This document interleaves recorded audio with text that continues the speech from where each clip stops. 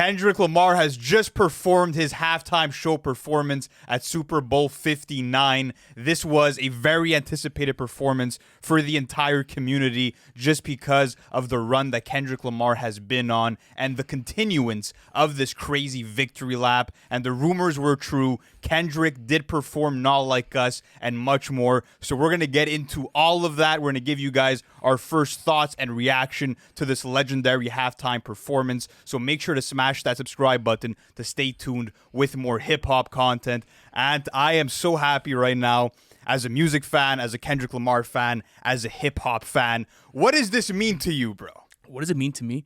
I mean, I just think it's pure entertainment at this point, especially that the halftime show this year celebrated hip-hop. I feel like there was a competitive nature that was missing from the hip-hop game, at least from releases and from the mainstream for maybe the past couple of years. And what we saw Kendrick and Drake both do last year was remarkable. So I think that the fact that you have songs from that battle that are making it onto the biggest stage in the world is an achievement in itself. I feel like people are engaged into the genre. I feel like people are paying it the respect that it should be, let's say be receiving, just because for a while I just felt like it was too passive. And to be able to see moments like this, at least for the community, is absolutely fucking massive. But Lou, do you have the set list in front of you? Shall we go through that? I don't have it in front of me, no, but okay. I do want to talk about just how crazy this show was and what this moment means.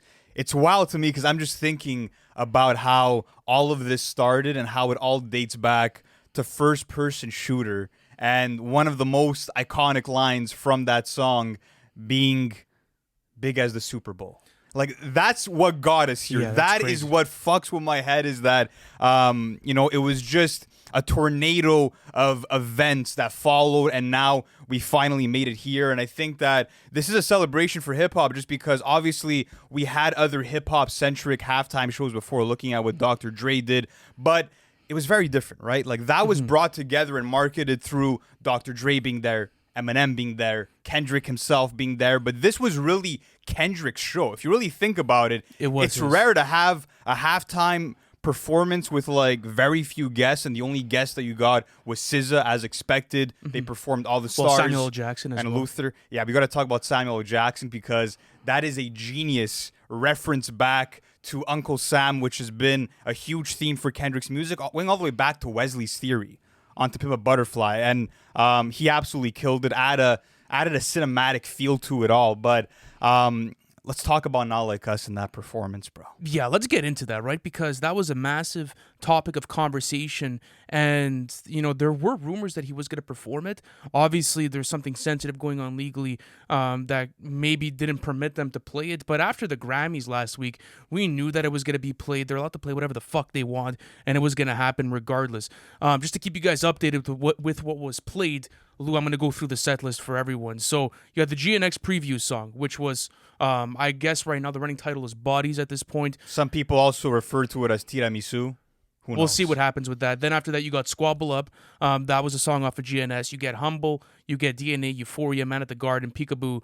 Then after that, he pump fakes Not Like Us. Then he goes into Luther, All the Stars. Then you get Not Like Us. And then after that, he ends off with TV Off. And you see DJ Mustard comes into the set, does his thing, flashes the chain, but Not Like Us was the showstopper. I think it was absolutely incredible to see this record performed at the Super Bowl. I think it's one of the craziest victory laps I've ever seen. People could talk shit all they want about this halftime performance or about the record being overplayed. It doesn't fucking matter.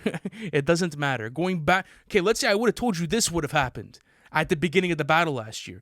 You wouldn't have been able to even imagine this up to this point, So I just think it's a magic night for the genre. It is, and I want to say this too. I think it was so clever for him to tease it the way that he did, because that was the main narrative. Like, that was the one question that was on everybody's mind ahead of this show was, is he going to perform it? How many times is he going to perform it? How is he going to perform it? Is there going to be a live band that does the instruments and he doesn't actually rap it at all? Like, there were so many questions swirling around this moment, and he delivered it. Obviously, he censored a lot of words in that song because it's fucking super vulgar, but I just love the intentionality. I love the moment where he calls out Drake and name drops and says, "Say Drake," looks directly into the camera and gives you that devious smile. That was perfection.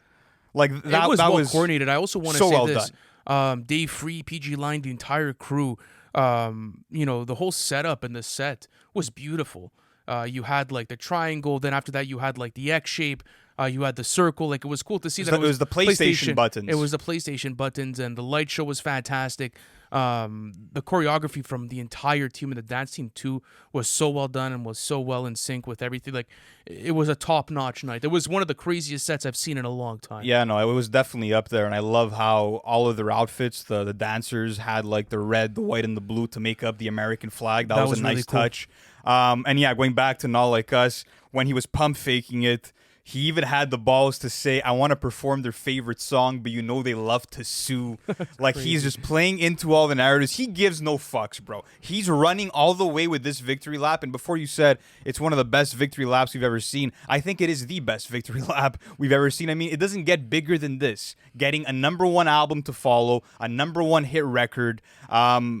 The fucking Super Bowl halftime performance. 5 Grammys on top of this record. Exactly. It's a star-studded run.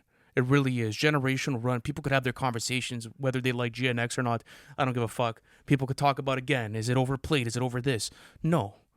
I genuinely don't think so. Like, you have to do this to also push the culture forward and, like, make it more competitive. Now, you're going to have people watching this and being like, maybe I could take my career in that path where, like, I could be technical, let's say, as a rapper, and there's room for that. There is room to go not only viral, but have marketable music within that lane, and I think tonight was proof of that as well. But let me ask you, okay, you got the complete set list. Was there anything you wanted to see performed? 100%. Yeah, go for it. Money Trees had to be performed. That would have been crazy. Like such a large part of Kendrick's career was his time under TDE and had a lot of his back catalog and a lot of his classic songs and albums, and I feel like he didn't really want to perform any of that. I get it. GNX is his new album. It's still fresh. He really wanted to promote that. And 2 out of the songs were also with SZA as well. Yeah, so that makes sense. I understand. But Money Trees is definitely one that I wanted to see. All Right, I was fine without because he already performed it at his other Super Bowl performance. Apart from that, I mean, maybe Mad City. Like, just those 2 songs were really the ones that I would have wanted to see. But he performed Mad City, I believe, at the last Super Bowl performance, didn't he?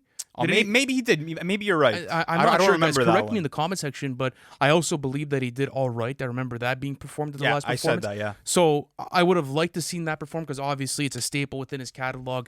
It's performed in front of millions of people. It always gets a great reaction. But then again, like we were saying, it was performed at the last one.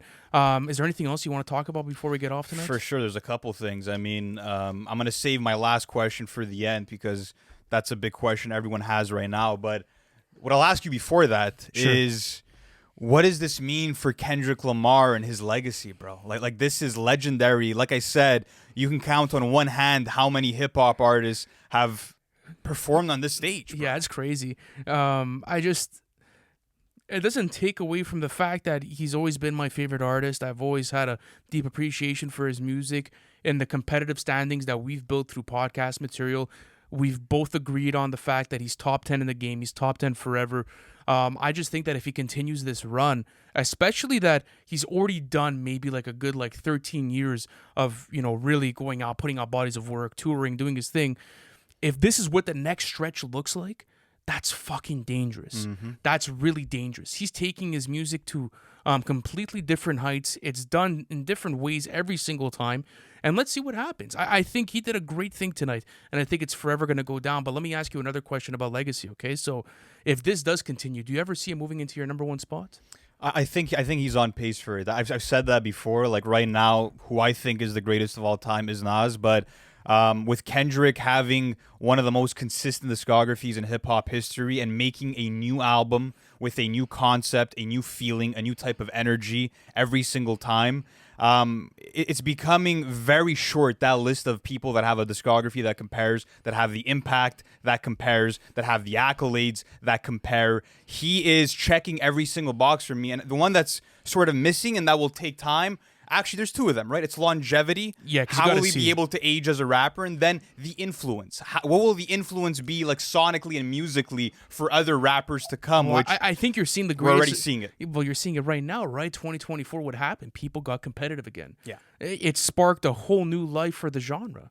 Again, think about where we're at in 2023 and think about where we're at now, right? You get two titans going at it like that, and it puts it into a completely different direction, and it keeps the conversations going of why this genre is so dominant. Why do people tune into this type of stuff, and why do they enjoy the writing of hip-hop music? It's because it has that magic factor to it that no other genre has when it comes to writing, and I think Kendrick Lamar is putting that on full display right now. That is the most important thing. Like, we need good writers again. We need to focus on production and concept, on execution. Like, this guy's a fucking mastermind. Step by step throughout this entire process.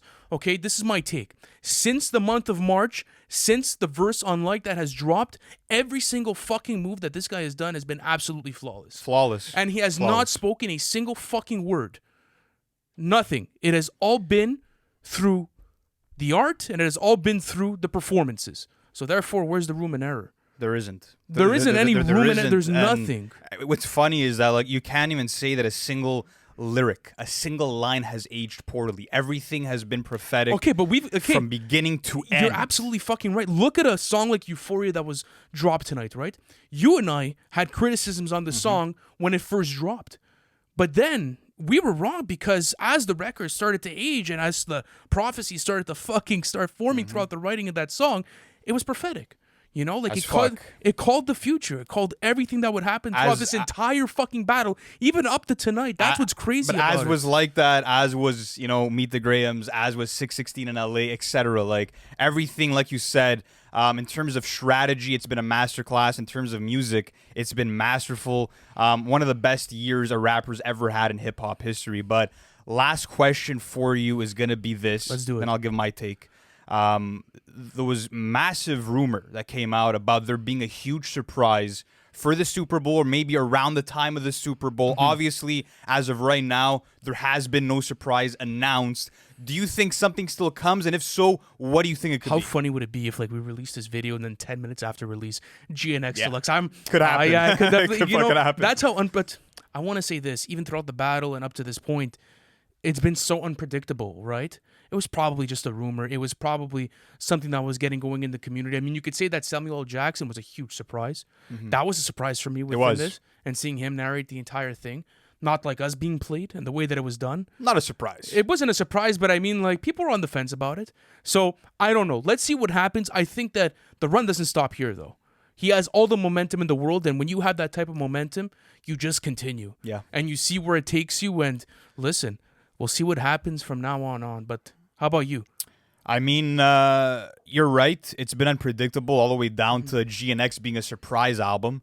I think what might happen is that Kendrick Lamar and SZA collab album. I feel like there's a chance for that, or a GNX Deluxe. If I had to put my money somewhere, that's what I think. Those are safe bets. That's what I think is going to happen. But ladies and gentlemen, what a fucking night for hip-hop. This is beautiful, and I think that if there's one thing that I want Kendrick to have influence on, it's the next generation of artists, and it's the revival of lyricism and the value of writing in hip-hop, just because, again, he revitalized it, and hopefully it has a ripple effect going forward. But ladies and gentlemen, I deserve it all.